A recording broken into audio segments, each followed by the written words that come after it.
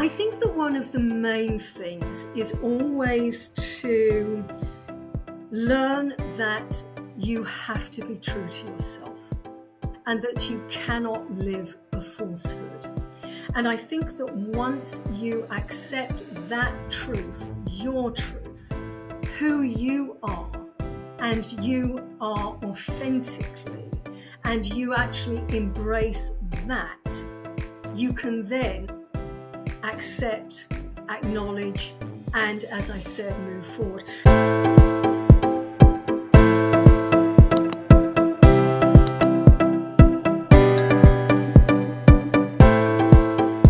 Today's guest is Alicia Sedgwick, a professional communication coach, author, speaker, corporate trainer, and professional MC based in Principality of Monaco. She has an extensive background in the entertainment and events industry and has managed prestigious red carpets for them. She is also a best-selling author of 2 books, which will help you navigate life with confidence, serenity, and a smile on your face. Welcome, Alicia. Thank you so much, Anita. It's so lovely to be here speaking to you. I'm delighted to have met you. Oh, it's an absolute pleasure. I'm really excited for our conversation and let's get straight into it. So, with that said, I mean, I'm sure you've done so many things, but if it's possible for you to pick one, what is one of the most courageous things that you have done? Well, I thought about that very carefully, Anita, when you mentioned that you would be asking me that. And I actually couldn't pick out one because there have been so many events in my life and changes in my life that I've had to navigate through. As I mentioned in my first book, Communicating Through Change.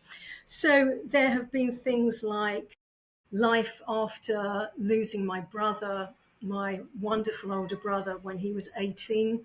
He was knocked down by a car at the top of our road just before Christmas. I was 15.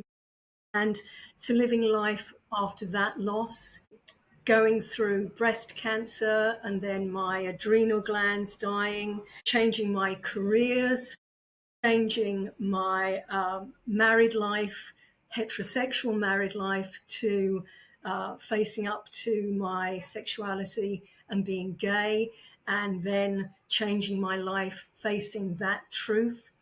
And also, I think moving countries and as I said, changing careers too. So all of those things have required courage. Not at the time that I thought that it did. I just got on with it. But looking back on it, I see that it did require resilience and strength, and so I think that they all showed me to be courageous. And also, actually, I should mention too, being abused by an uncle as a young girl too. All of these things. Wow. And I think, absolutely for you to be standing here, well, sitting there and really embracing that in itself is courageous. Well, thank you, thank you. That's very interesting that you use the word embrace as well, because my first book, Communicating Through Change, that told of my experiences of change and what I'd learnt from them. And then I gave communication techniques to help people to communicate through the same or similar experiences of change. But what I said was embrace the change. And if you do that, you can then move forward. And that's what it's all about, embracing the change and then being able to move forward to a more strong and positive view. I think that one of the main things is always to learn that you have to be true to yourself and that you cannot live a falsehood. And I think that once you accept that truth, your truth, who you are, and you are authentically, and you actually embrace that, you can then accept, acknowledge, and as I said, move forward. So I think that it's very important that you look at what you feel deep inside yourself. You know, a thing about communication, people always think that it's about speaking, but one important part is listening. And in terms of communicating through changes in your life, I think that it is so important that you listen to yourself and you take the time to do that. So you take a moment to be still, to be calm, and to breathe. And you breathe in and out 7 times in, 11 times out. It's 7-Eleven, not a grocery store. It's breathing in for 7, letting it out for 11. And then you breathe to get yourself into a position of calm and composure. And you then listen to what is happening in your gut, in your stomach. What does that tell you? Is it actually feeling that you're feeling a bit sick, that you're feeling that it's actually churning because you're not doing something that is actually true to you? And listen to that intuition, listen to that gut feeling, and then act on it. And know that when you do that, you aren't alone, because you are actually moving into a space where you are not only true to yourself, but you are then going to be true to others. So I think live your life authentically, don't live it under a falsehood, and take the time to listen to your gut, listen to yourself and your true inner feelings. Move forward then from that position. I think so, Anita. Yes, you know, it was important to me, it is important to me to help people. I was a lawyer in when I was in England. I now live in the south of France very happily. And when I was a lawyer in England, what I liked about it was being able to help people. But I was always limited by what I could do because it was according to the legal system. And as we know, that isn't always just and fair. Now, as a communication coach, I'm helping people, and there are no limitations and no obstacles. The only limitations and obstacles are those that people place upon themselves, and I'm here to remove those obstacles and limitations. So, communicating through change came out of that desire to really help people. And it was during the time of the pandemic. And of course, it was a great period of much unsettlement and insecurity and instability. And so I wanted to help people on a much more wider scale to communicate through changes like that. And my own personal experiences of change, which have been many, and what I've learned to be able to then help people to learn from my lessons and then give communication techniques that they could communicate through the same or similar experiences in their lifetime. So that was why that book was written, and I'm happy to say that it has reached a global audience, and it is even today being very, very helpful, which pleases me immensely. I can imagine. What a wonderful book. I mean, I know you've got another bestseller, but we'll talk about that in a moment. Thank How you. wonderful is that? So, Thank you. yeah, absolutely. So, is that what took you on your journey of becoming a professional communication coach then? Well, when I came backwards and forwards to the south of France, and I had my own law practice in England. Mum was my secretary, dad was the accountant. And when I came to the south of France, I would do everything other than the law, which isn't that I behaved illegally or unlawfully, but I had my own events company. I had an internet TV show, Asking Alicia. which dealt with issues and how they impact on the family. And I also had my own radio show. And eventually, when I moved here full time, actually, when dad died and then mum within a year, I gave up my law practice and I was here full time. And I started to teach one class of public speaking and presentation skills training at the International University of Monaco, and that was to undergrads. And that grew to several classes of undergrads and then master's students and MBA students, and then at the International School of Monaco, where I teach and train the students for the TEDx Youth at the International School, the only TEDx Youth event in Monaco. And I then developed my training for executives, for corporations, for individuals.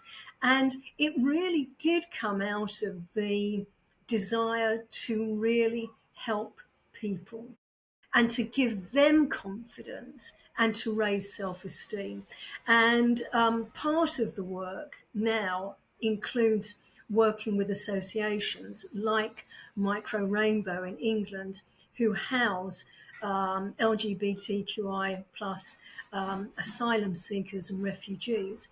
And my work training their beneficiaries is immensely satisfying and really being very, very helpful to individuals who need confidence, who need raised self-esteem, who've gone through trauma and tragedy in order to live their lives freely as they are and being true to themselves. So that's a long answer to your question, but for me, I think that the communication training has been a very natural development from being a lawyer to actually being able to use my skills to really, really help people in a tremendously positive way. Because, your podcast, Anita, and, you are all about facing fears and helping people to be courageous. Well, the thing is with public speaking, it's one of the biggest fears that people have. And so being able to help people to overcome that fear in their lives is a tremendous thing, and one that I am so delighted that I can do. Well, I think just a couple of tips to today. I think the first thing to know is that you are always in control and in command of your communication. It is your communication. It's your conversation. When you present, when you speak in public, it is still a conversation. Okay, it's a bit one-sided, but it is still a conversation. And you can take your time. I mentioned earlier today that communication isn't just about speaking, it's about listening. And when you have a conversation, you listen, you don't speak all the time. And even when you present, you can do the same. Take your time. You are in control and in command of your communication. I don't know what you're going to say. So I don't know if you've made a mistake. The only way that I do know you've made a mistake is if you say, oh, sorry, oh, excuse me, or you start fumbling around. I wouldn't know otherwise. You are in control. It's your communication. And if you do feel very shaky and you feel very wobbly and you feel that you've got your notes and your hand is shaking, and really, I've done this for a very long time, and even now I get up there, my hand can be shaking. What you need to do is to clench everything tight, tight, tight, and then release. Clench everything tight, tight, tight, and then release. Now, I just exaggerated that to show you what to do. The wonderful thing about clench and release is that no one knows that you are doing it. I'm doing it right now. You wouldn't know that I'm doing it. The effect for you is that it's going to calm everything down. It's going to stop that shaking. It's going to stop that feeling of wobbliness. It's going to ground you. It's going to help you to stay still, calm, and strong. Clench and release. Wonderful that nobody knows that you're doing it. You're doing it, and you can do it throughout your presentation, throughout your communication. It will calm you down, keep you still, keep you strong, keep you balanced. Yes, yes. I always say that when you step into a presentation and you walk up onto the stage or you're in front of your audience, you walk into a room, you step into your power. You have your power pose, which are feet firmly on the ground, legs hip width apart, hands by your side, shoulders back and down, and you walk and step into your power. And every time you communicate, that's what you do. You are stepping into your power pose, because it is your power. It's yours. It's your story to tell. It's your wisdom to impart. And it's a wonderful opportunity for you to share all of that. So rather than thinking, I'm afraid, think, I'm excited. This is a wonderful opportunity, because it is. Every time you speak, every time you communicate, it's a wonderful opportunity to share wonderful you. This is so important because, like you said, nobody knows. It's your story. Own it. And it's being true to yourself. It goes back to being true to yourself. Yes, absolutely, absolutely. Yeah, it totally does, and I think as well that it leads very nicely into my second book, which is Being, because I thought about how nowadays we are living in a world that is terribly unstable and very unsettled. Just as actually a few years ago, when I wrote Communicating Through Change during the pandemic, where have we come? We are still living in very unstable times. And so, Being, which is the second book, brings us into a state of calm and gets us back to thinking about being rather than doing. And and it actually does help with the communication that I've just spoken about earlier today, because if we are feeling very, very stressed and we are feeling very, very anxious, we are not going to be able to communicate effectively. So, Being develops on all of the training that I give and do, because it's helping people to get back to be and not to do, and to calm everything down. And I do think that that is just so important, to bring calm and peace in these very unsettled and insecure days. And of course, for you and for this podcast, Anita, it's about being brave. And one of the chapters in Being is all about being brave. And I think that for me, what being brave means is that you are resilient, which I demonstrated at first, coming through all of those changes in my life. I needed to be resilient, I needed to be strong. And I think that being brave is moving forward despite uncertainty, that you choose to keep trying. And again, this is so important in my communication training, that it's all about your choice. You choose to move forward. You choose to embrace the unknown. You choose to embrace the changes in your life with acceptance, with acknowledgement, so that you can move forward. And you choose to keep trying, and you make the choice to face what lies ahead. And you do that in your way and in your time. I always say that when somebody throws a ball at you, you don't have to catch it. You don't have to respond immediately. You can let that ball drop and you choose when you pick it up and you throw it back. And I think that's the same when it comes to your choices in life. You do not have to respond immediately to what is thrown at you. You can take your time. You can choose to when you want to move forward, when you want to face it, when you want to accept the challenges that are being thrown at you. And in that way, you can move forward in your time, in your way. Absolutely. And Alicia, tell me, I know in your new book, Being, there's a chapter about dyslexia. And now, as you know, I'm dyslexic. And Thank you. Thank you. Yes, I think as well that it does bring it back to what I was just saying in terms of that, doing things in your time and in your way. One of the chapters is about being well and well being.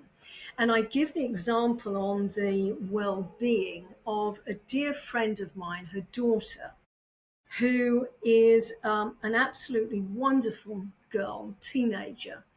And this girl, who I call P in the book, she very, very bright, very, very intelligent, but found that she was having immense difficulty taking things on board, that she would have to repeat and repeat and repeat what she was hearing, and that she was also having difficulty grasping things. And she really found it was a great problem, even though she was top of her sets at school, that she still found it really hard to. She had to go through things time and time again.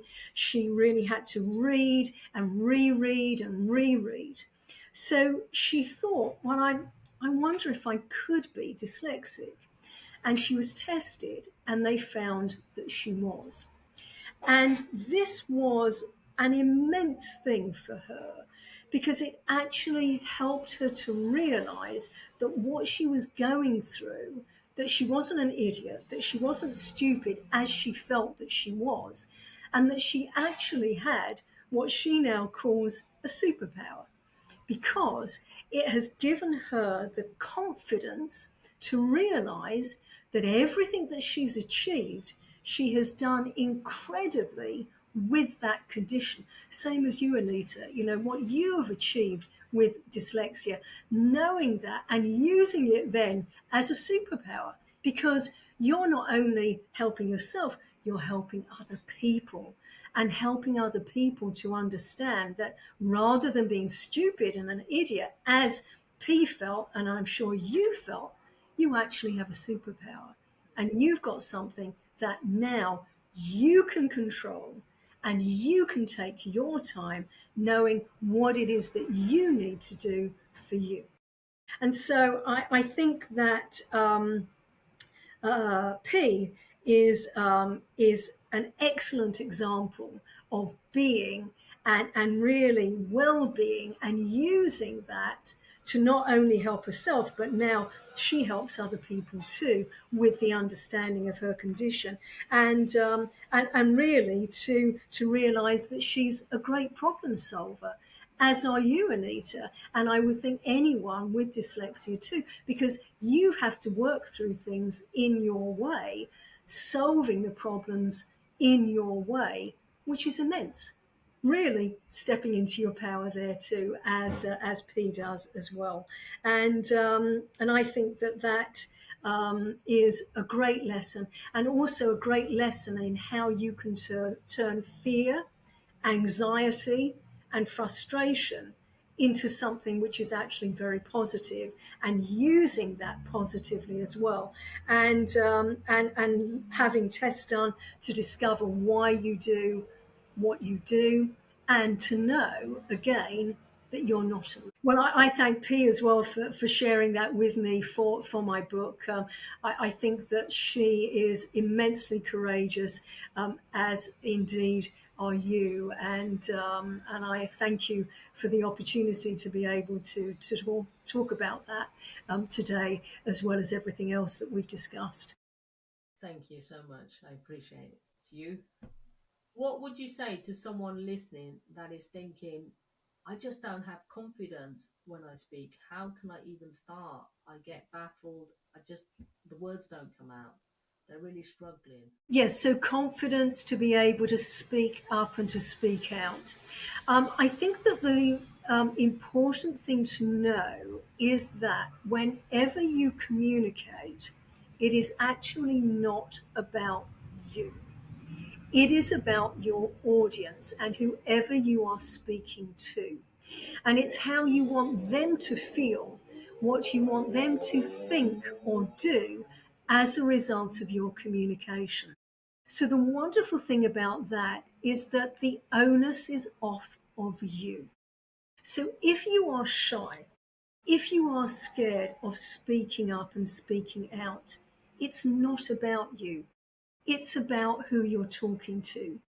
And if you think about when you watch somebody who's speaking, and if they're not looking at you, and if they're all huddled up and they're not really engaging and they're very shaky, you think, oh my goodness, that person really doesn't want to be here.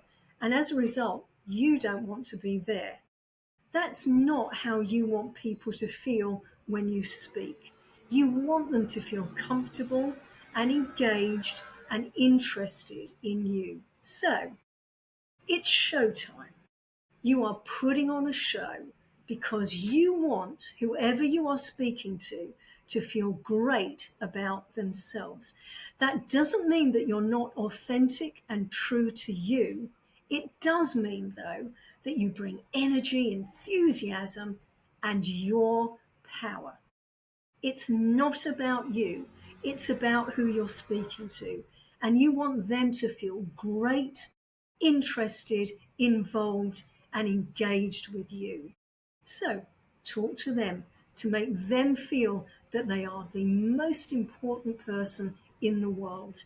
And when you do that, you are going to feel confident. Thank you, Anita. Thank you so much, as I said, for the opportunity to share this time with you and with your audience. I wish you the very, very best. My website is www.aliciasedgwick.com, and the books, Communicating Through Change and Being, are available on Amazon, wherever you are in the world. So we are all about Create the Courage to Be Fearless podcast here. What is your definition of courage? Thank you, Anita. I felt that I have a chapter in my book about being brave, as I mentioned earlier.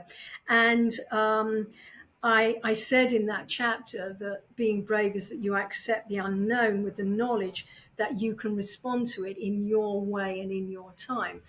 And I use a quote at the end by Eleanor Roosevelt. And I think that this really sums up my definition of being brave and being courageous. And she says, you gain strength, courage, and confidence by every experience in which you really stop to look fear in the face.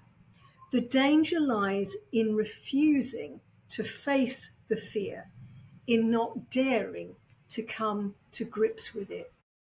And I think that really sums it up. You know, being brave means moving forward despite uncertainty. And it means that you face that fear and you try to come to grips with it. And if you don't face it, that's where the danger lies. So face it, confront it. And when you do that, you will be able to move forward. Thanks to Eleanor Roosevelt for that quote.